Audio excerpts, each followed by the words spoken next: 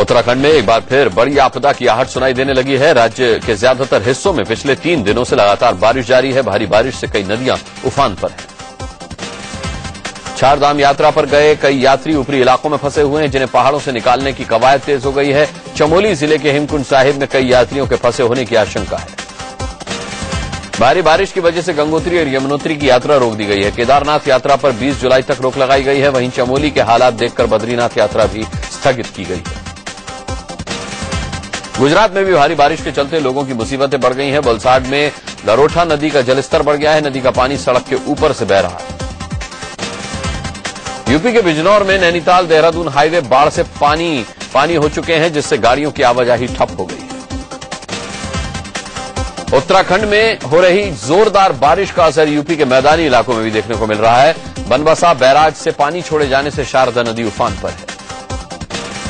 कानपुर में बारिश के बाद घरों में पानी घुसने से नाराज लोगों ने national highway authority of India के ऑफिस में हंगामा किया और जाम लगा दिया। बेंगलुरु के एक स्कूल में पहली क्लास में पढ़ने वाली मासूम बच्ची के साथ बलात्कार के मामले में 2 लोगों को हिरासत में लिया गया है। इनमें स्कूल का जिम इंस्ट्रक्टर भी शामिल है।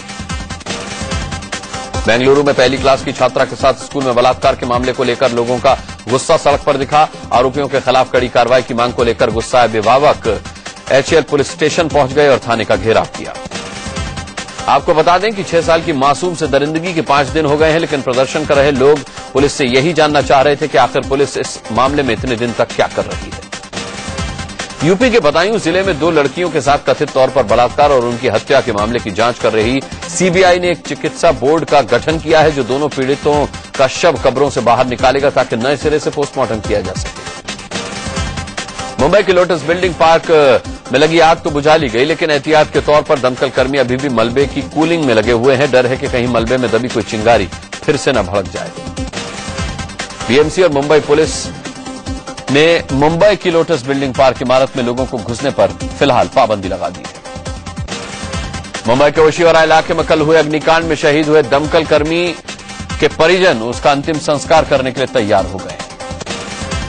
बिहार के छपरा में हुए राजधानी हादसे में एसआईटी ने बड़ा खुलासा किया है। खुलासे में कहा गया कि रेलवे की गलती से नई दिल्ली डिब्रूगढ़ राजधानी एक्सप्रेस हादसे का शिकार हुई।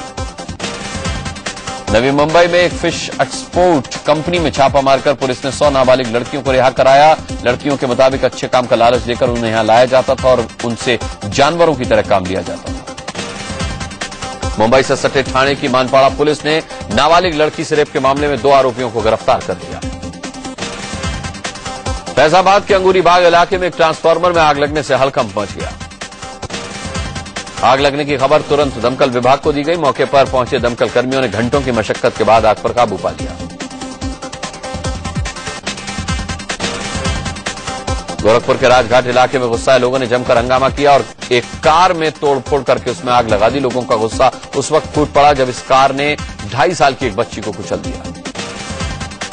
यूपी के वाराणसी में 10वीं की छात्रा का गैंगरेप के बाद हत्या का सनसनीखेज मामला सामने आया। घर वालों ने आरोपी की पिटाई करके उसे पुलिस को सौंप दिया।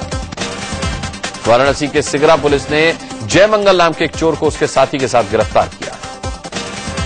पंजाब के तरनतारन में लोगों ने एक शराबी पुलिस वाले की जमकर पिटाई कर दी। औरंगाबाद में नक्सली छापेमारी के दौरान ग्रामीण और पुलिस के बीच जमकर बवाल हुआ। ग्रामीणों ने सीईओ ऑफिस में और मनरेगा ऑफिस में आगजनी की और पुलिस की जीप भी फूंक दी।